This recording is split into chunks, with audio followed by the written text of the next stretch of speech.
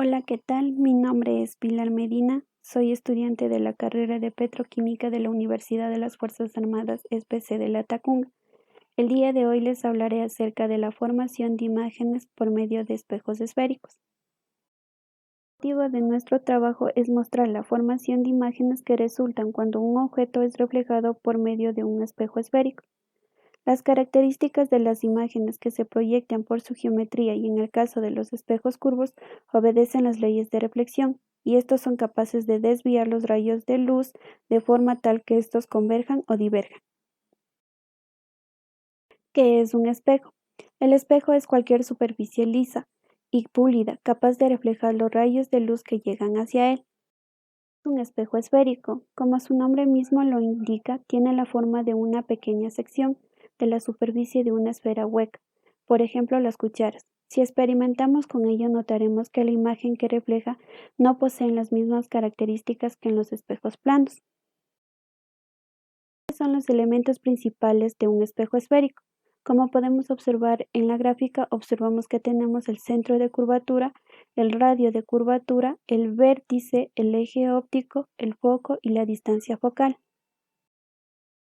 Para la formación de imágenes utilizaremos la construcción de los tres rayos notables. Rayo paralelo es un rayo que procede desde el objeto y que sea paralelo al eje óptico. Si el espejo es cóncavo, el rayo reflejado pasa por el foco. Si es convexo, el rayo reflejado es tal que su prolongación pasa por el foco.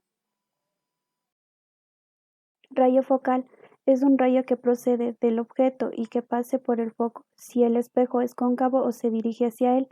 Si es convexo, después de reflejarse, sigue su trayectoria paralela al eje óptico. Rayo radial es un rayo que procede del objeto y que llegue al espejo pasando por el centro de curvatura. A lo que haga su prolongación, después de reflejarse, sigue la misma dirección. A continuación, tendremos los tipos de espejos esféricos. Entre ellos tenemos los cóncavos y convexos. Los cóncavos nos dice que son espejos curvados hacia adentro y que amplían la imagen en forma virtual, dependiendo de dónde se ubique el objeto.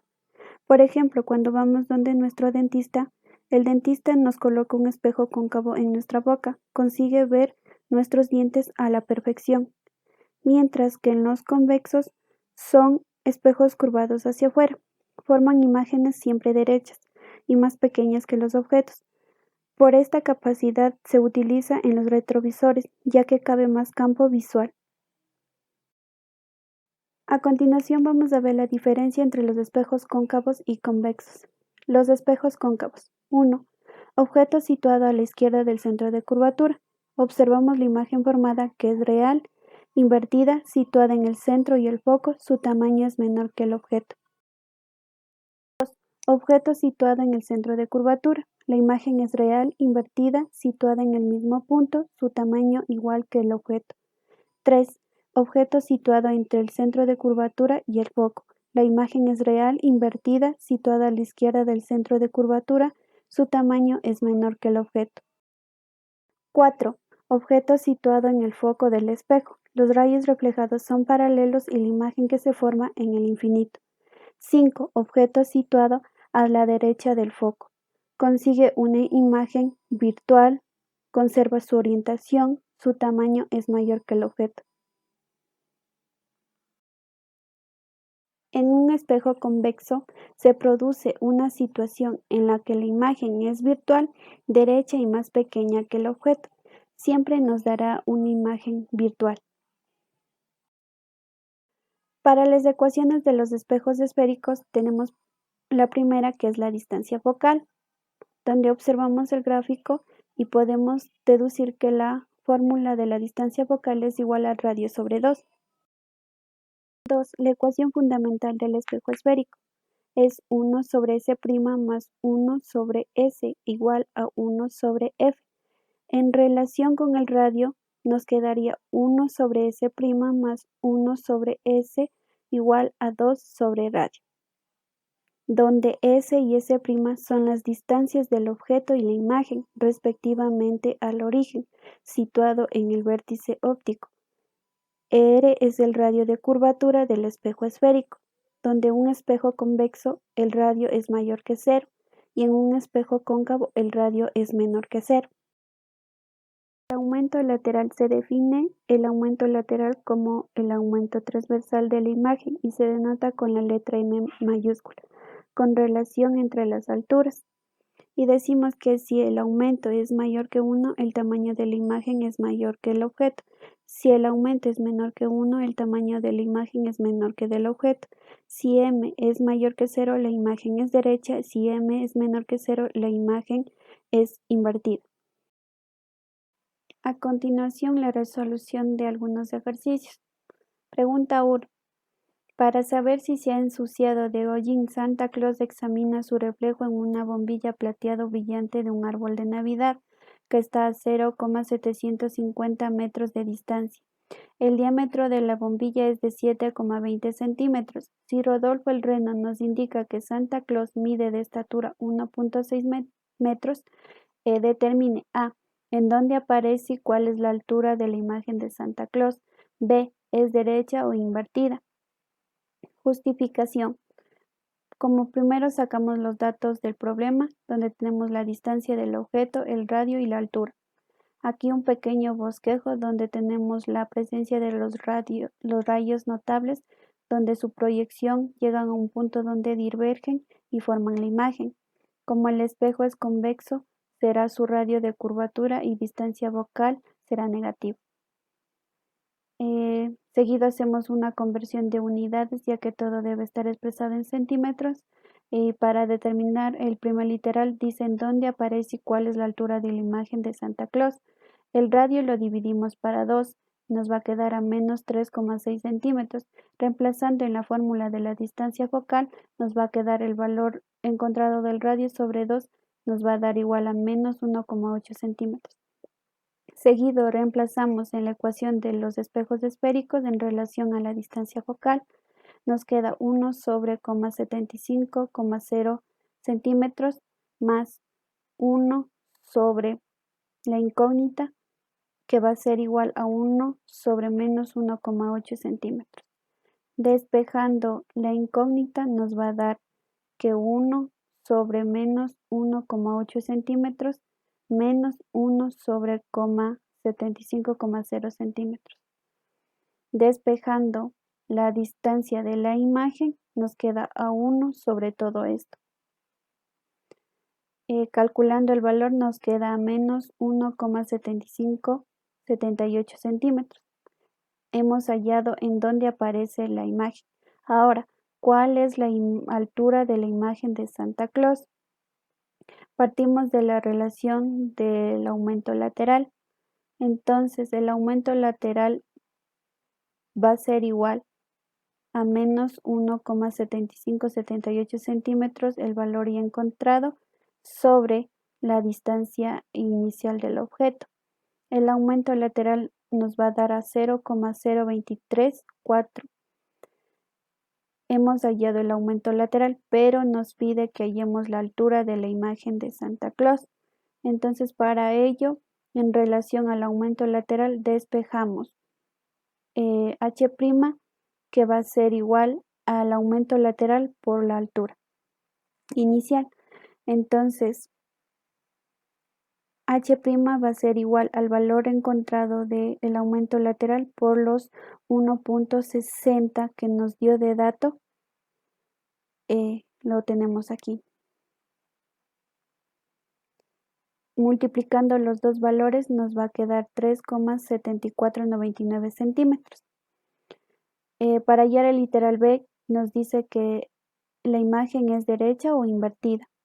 Entonces decimos que dado que el aumento lateral es positivo, la imagen es derecha y tan solo alrededor de 0,234 centímetros, veces tan alto que Santa Claus.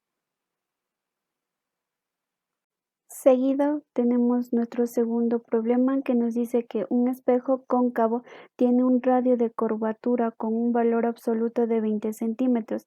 Halle por medio de gráficos la imagen de un objeto en forma de una flecha perpendicular al eje del espejo. A cada una de las distancias A 30 centímetros, B 20 centímetros, C 10 centímetros y D 5 centímetros. Comprobar la construcción calculando el tamaño y el aumento de cada imagen. Primero sacamos los datos, tenemos las variaciones de distancias. Para la primera distancia que está situada a 30 centímetros del vértice, observamos en el bosquejo los rayos notables que van a formar una imagen en medio del centro y del foco. Es una imagen menor que la del objeto inicial y está invertida. Según los cálculos, la distancia focal va a ser igual a 10 centímetros, reemplazando en la ecuación del espejo en relación con la distancia focal. Vamos a tener un valor que la distancia de la imagen es igual a 15 centímetros, el aumento es a menos 0,05. Entonces comprobamos que la imagen es real, invertida, su tamaño es menor que la del objeto, situada en el centro del foco y el centro. Ahora, el objeto ubicado a 20 centímetros del vértice, observamos que el objeto forma una imagen en el mismo punto donde está situado, es del mismo tamaño y es invertida. Según los cálculos, nos dice que la posición es igual a 20 centímetros, lo cual comprueba que sí es verdad. El aumento es igual a menos 1 y nos dice que es real, invertida, su tamaño es igual al del objeto y situada en el centro. A los 10 centímetros de distancia observamos una imagen que se forma en el infinito, ya que los rayos notables no convergen en ningún punto y son paralelos. Entonces, calculando, observamos que sí nos va a dar el infinito. El aumento también nos da el infinito y decimos que los rayos reflejados son paralelos. La imagen que se forma es en el infinito. Entonces, a los 5 centímetros de distancia con el vértice, observamos que la imagen se forma al lado izquierdo. Es mucho mayor que el objeto inicial. Y entonces, según los cálculos, vemos que sí nos da la distancia negativa, es decir, está al lado opuesto. El aumento nos dice que es mayor, más 2, y observamos que la imagen es mucho mayor que del objeto inicial. Se dice que la imagen es virtual, conserva su orientación y su tamaño es mayor que el objeto. Seguido tenemos la pregunta 3 y es un ejercicio planteado para resolver en clase. Vamos a dejarlo solo una explicación breve. Un espejo cóncavo forma una pared situada a 3 metros de él. Una imagen de filamento de una lámpara reflectora que se encuentra a 10 centímetros frente a él. Nos dice que encontremos cuál es el radio de curvatura y la distancia focal del espejo, cuál es la altura de la imagen situada del objeto a 5 milímetros. Decimos que nos está hablando de un espejo cóncavo y este ejercicio se lo resolverá en clase. Una de la importancia de estudiar la formación de imágenes por medio de espejos esféricos y sus aplicaciones es de gran utilización para las soluciones problemas del mundo real y del tipo profesional. Una de sus aplicaciones es en los heliostatos, que es un dispositivo que consiste fundamentalmente en un espejo animado de un cierto movimiento rotatorio que sirve para dirigir los rayos del sol en una determinada dirección a pesar del movimiento de la Tierra respecto al sol. Este análisis de radiación solar se concentra en espejos parabólicos y lentes para la aplicación en zonas de latitud cero.